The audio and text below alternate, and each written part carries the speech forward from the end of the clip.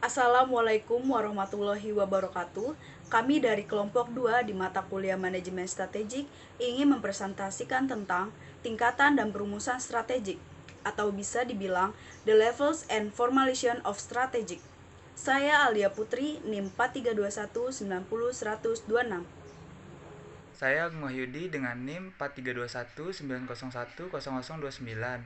Perkenalkan, nama saya Alia Nurul Afiani dengan NIM 4321901034. Perkenalkan, nama saya Ayatina dengan NIM 432-1901-0038. Perkenalkan, nama saya Sinta Aprilia dengan NIM 432-1901-04040. Nama saya Anissa Dia Maharani dengan NIM 4321-901-0058. Perkenalkan, nama saya Iqbal Maulana dengan NIM 4321-9010161. Tingkatan dan perumusan strategi. Yang pertama adalah latar belakang. Manajemen strategis adalah seni dan ilmu penyusunan, penerapan, dan pengevaluasian keputusan lintas profesional yang dapat memungkinkan suatu perusahaan mencapai sasarannya. Manajemen strategis adalah proses penetapan tujuan organisasi, pengembangan kebijakan, dan perencanaan untuk mencapai sasaran tersebut, serta mengalokasikan sumber daya untuk menerapkan kebijakan dan merencanakan pencapaian tujuan organisasi. Manajemen strategis mengkombinasikan aktivitas-aktivitas dari berbagai bagian fungsional suatu bisnis untuk mencapai tujuan organisasi. Inti dari manajemen strategis adalah mengidentifikasi tujuan organisasi, sumber dayanya, dan bagaimana sumber daya yang ada tersebut dapat digunakan secara paling efektif untuk memenuhi tujuan strategis. Manajemen strategis di saat ini harus memberikan fondasi dasar atau pedoman untuk pengambilan keputusan dalam organisasi. Hal ini adalah proses yang berkesinambungan dan terus-menerus.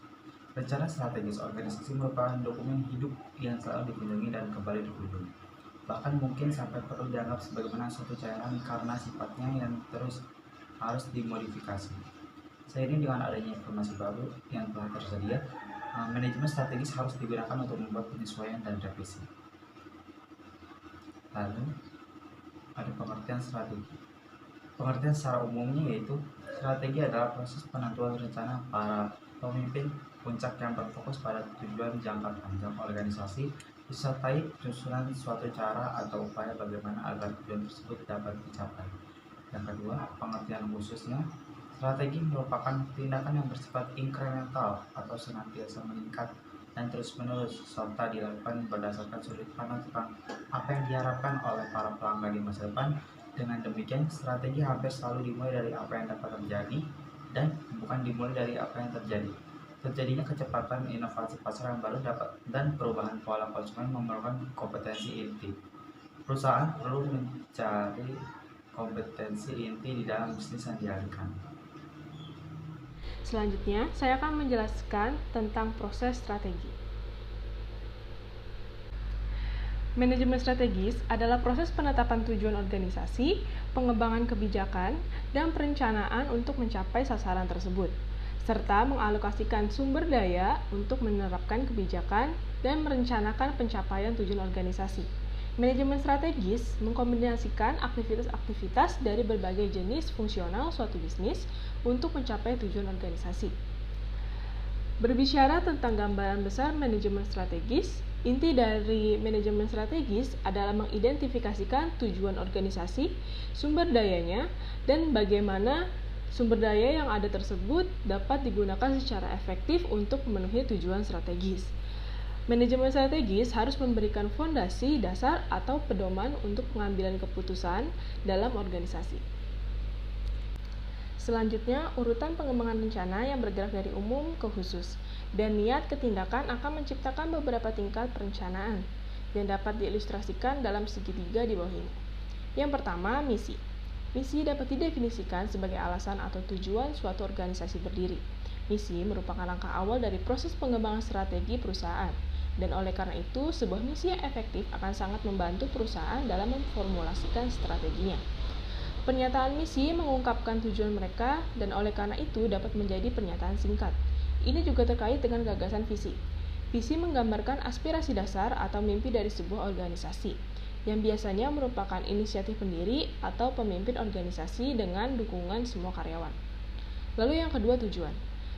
tidak hanya mewakili titik akhir perencanaan, tetapi juga tujuan kegiatan pengelolaan dan penggunaan sumber daya diarahkan. Oleh karena itu, mereka memberikan arah dan ukuran pencapaian kesuksesan. Pernyataan tujuan merupakan uraian dari visi yang menjadi sasaran jangka menengah yang konkret dan terukur.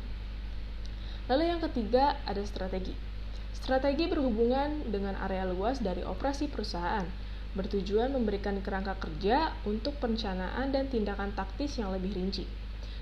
Strategi adalah serangkaian aktivitas yang dilakukan secara berbeda atau lebih baik dari kompetitor untuk memberi nilai tambah kepada pelanggan sehingga mampu mencapai sasaran jangka menengah atau jangka panjang perusahaan. Lalu yang keempat, taktik. Taktik adalah tindakan yang dilakukan untuk memberlakukan rincian keputusan strategis. Karena itu, taktik dapat dilihat sebagai implementasi strategi yang terinci. Selain itu, beberapa keputusan taktis akan dibuat dalam menanggapi keadaan yang berubah. Lalu yang kelima, tindakan, program, dan aturan adalah praktik operasional yang akan menerjemahkan niat taktik menjadi tindakan oleh individu dan oleh karena itu dirinci, berjangka pendek, dan tunduk pada kendali langsung. Selanjutnya saya akan mempresentasikan slide 6 tentang implementasi strategi. Implementasi strategi ini adalah sebuah proses yang mana strategi dan kebijakan dilakukan ke dalam suatu tindakan melalui pengembangan program, anggaran, dan prosedur. Pada proses ini memerlukan perubahan dalam budaya, struktur, dan sistem manajemen perusahaan atau organisasi. Nah, dalam implementasi strategi ini, pertama ada program. Program merupakan suatu bentuk pernyataan langkah yang dibutuhkan untuk menyelesaikan sebuah perencanaan dengan tujuan sebagai tindakan orientasi strategi. Yang kedua ini adalah anggaran. Anggaran ini merupakan pernyataan dalam kondisi keuangan dari program perusahaan. Dalam anggaran ini digunakan sebagai perencanaan dan kontrol anggaran supaya anggaran dapat diketahui secara mendetail berapa besarnya biaya yang dibutuhkan dalam suatu program. Yang ketiga ini adalah prosedur. Prosedur ini adalah setelah anggaran diprogram, divisional dan perusahaan disetujui, maka prosedur operasi standar harus dikembangkan secara mendetail atau khusus berbagai aktivitas yang harus dilaksanakan untuk menyempurnakan program-program korporasi. Yang di samping itu mereka harus diperbarui untuk mewakili beberapa perubahan teknologi seperti yang ada dalam strategi. Pada prosedur, terkadang Standard Operating Procedure atau SOP adalah sebuah sistem yang berisi langkah atau teknik yang mendeskripsikan secara mendetail bagaimana tugas khusus atau pekerjaan dilakukan secara benar. Selanjutnya saya akan mempresentasikan slide 7 mengenai level strategi dalam perusahaan. Yang pertama ini adalah corporate strategi atau strategi corporate. Strategi pada level puncak ini berkaitan dengan formula dan struktur perusahaan di masa depan dan mempengaruhi rasional perusahaan dan bisnis yang ingin bersaing.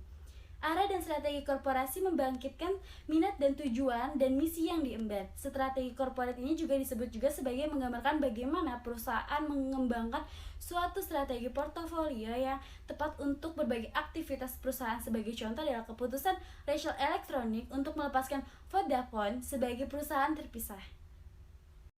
Yang kedua ini adalah business strategies atau strategi bisnis.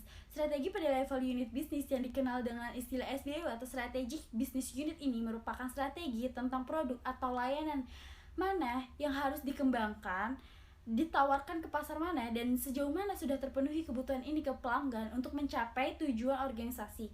Dengan istilah yang sering digunakan dalam kaitannya dengan strategis adalah SBU atau unit business strategy, yang berarti adalah entitas perusahaan yang memiliki pasar eksternal untuk barang dan jasa yang berbeda dari SBU lainnya.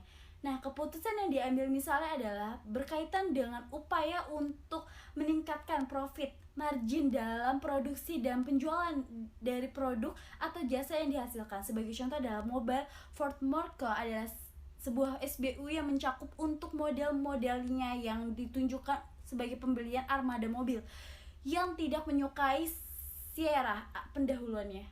Tiga ini adalah fungsional strategi atau strategi fungsional. Strategi ini memeriksakan bagaimana berbagai fungsi bisnis pemasaran, produksi, keuangan, dan lain-lain mendukung strategi perusahaan dan bisnis. Perencanaan perusahaan pada tingkat operasional seperti ini berorientasi pada sarana dan sebagian besar kegiatannya berkaitan dengan kemampuan untuk memfokuskan perhatiannya pada pemanfaatan, memaksimalkan sumber daya secara produktif.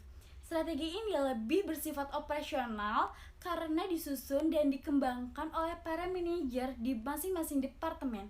Seperti misalnya adalah berdasarkan analisis departemen pemasaran yang melakukan promosi sebagai suatu kiat untuk memasuki pasar produk di daerah tertentu. Contohnya ini adalah merevisi jadwal pengiriman dan jam pengemudi untuk meningkatkan layanan pelanggan, merekrut staf penjualan berbahasa Jerman untuk membantu mendorong penjualan perusahaan Inggris di Eropa. Ketiga level tersebut, corporate business fungsional harus membangun suatu hierarki atau jenjang strategi dari suatu perusahaan yang berskala besar.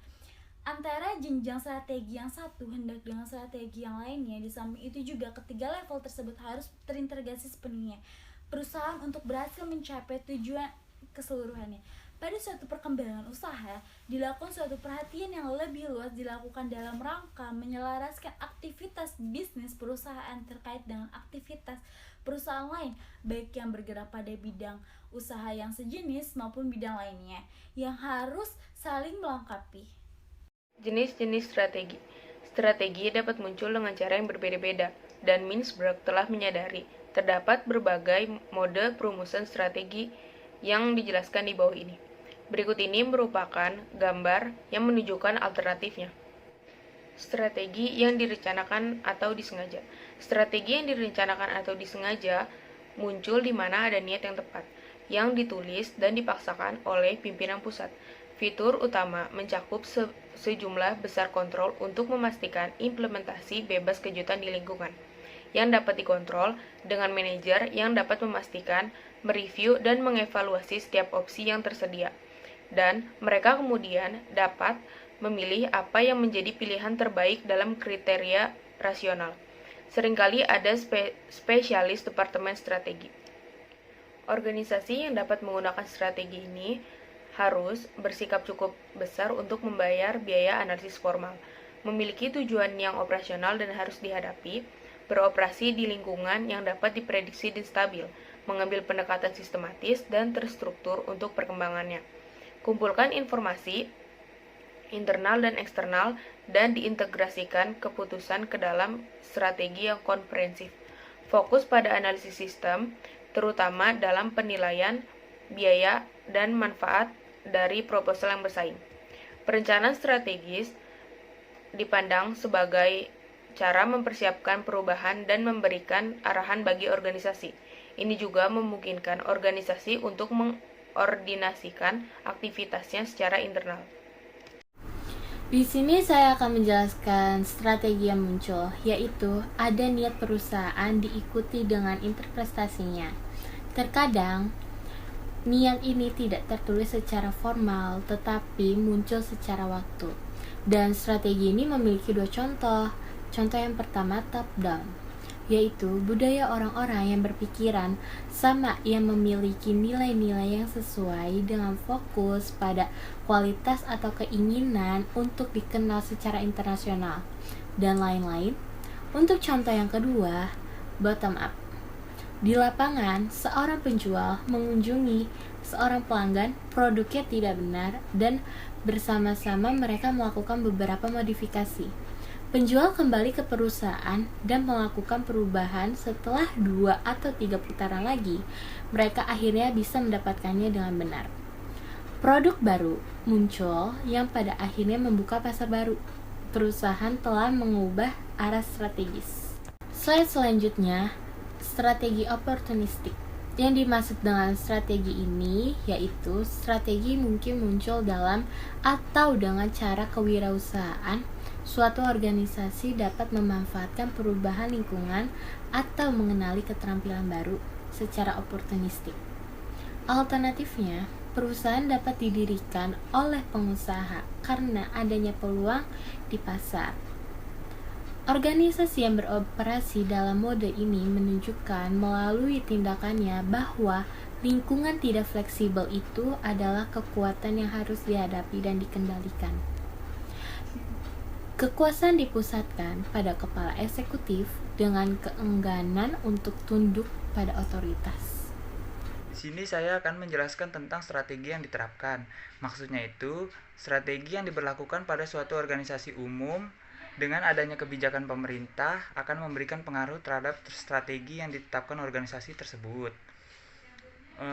Contohnya pada utilitas publik yang baru-baru ini diprivatisasi, resesi dan ancaman pengambil alihan dapat memaksa strategi pemotongan dan penghematan biaya.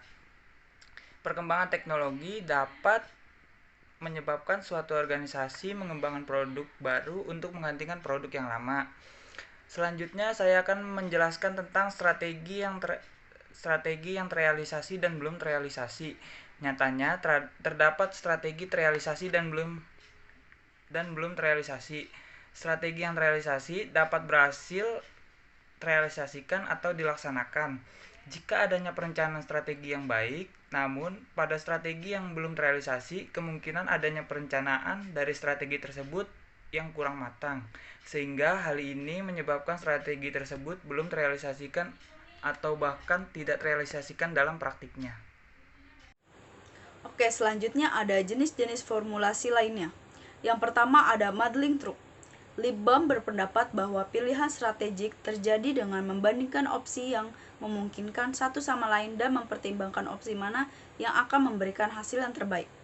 Lippbaum menyebut bahwa strategik ini adalah perbandingan terbatas yang berurutan. Yang kedua ada logical incrementalism. Incrementalisme logis adalah menggabungkan baik realisme perilaku dari muddling through dan keuntungan dari pendekatan analitis yang terencana.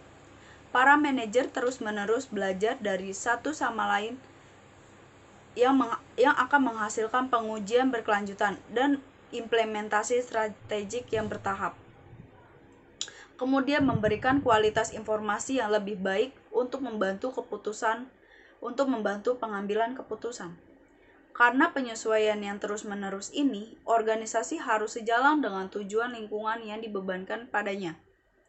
Yang ketiga ada crafting. Suatu gambar kerajinan menangkap proses di mana strategik yang efektif muncul. Gambar perencanaan yang sudah lama populer dalam literatur mendistorsi proses tersebut dan dengan demikian menyesatkan organisasi yang menerimanya tanpa syarat. Pandangannya tentang strategik terencana sesuai dengan apa yang telah kita gambarkan sebagai model rasional. Tetapi dua mode perumusan strategik yang lain mengarah kepada diskusi yang lebih luas. Yang keempat ada adaptive mode. Ini disebut dengan mode adaptif karena sesuai dengan deskripsi yang diberikan manajer tentang bagaimana strategik muncul dalam organisasi mereka. Mereka melihat peran mereka sebagai strategi yang terlibat dalam pengejaran tujuan strategis yang terus-menerus proaktif, melawan gerakan kompetitif, dan beradaptasi dengan lingkungan mereka. Mode ini biasanya ditemukan di sektor publik, organisasi nirlaba, dan organisasi yang menghadapi lingkungan yang relatif stabil. Strategi dikembangkan sebagai hasil dari interaksi dan tawar-menawar di antara berbagai kekuatan atau kelompok kepentingan. Karena itu, tidak ada satu sumber kekuatan atau pengaruh. Strategi tidak selalu jalan secara otomatis. Karakteristik utama yang membedakan mode adaptif dalam pembuatan strategi. Yang pertama, tidak ada satu sumber pusat kekuatan. Yang kedua, pembuatan strategi mencerminkan pembagian kekuatan. Yang ketiga, organisasi tidak dapat membuat keputusan untuk memaksimalkan satu tujuan. Yang keempat, ada strategi dicirikan oleh solusi relatif. Yang kelima, ada berusaha mengurangi ketidakpastian. Yang keenam, ada keputusan dilakukan secara bertahap. Yang ketujuh, ada strategi berfokus pada apa yang sudah dikenal. Dan yang terakhir ada keputusan yang terputus-putus merupakan karakteristik yang terkadang kontradiktif. Sekian dari kelompok kami, kurang lebihnya mohon maaf. Wassalamualaikum warahmatullahi wabarakatuh.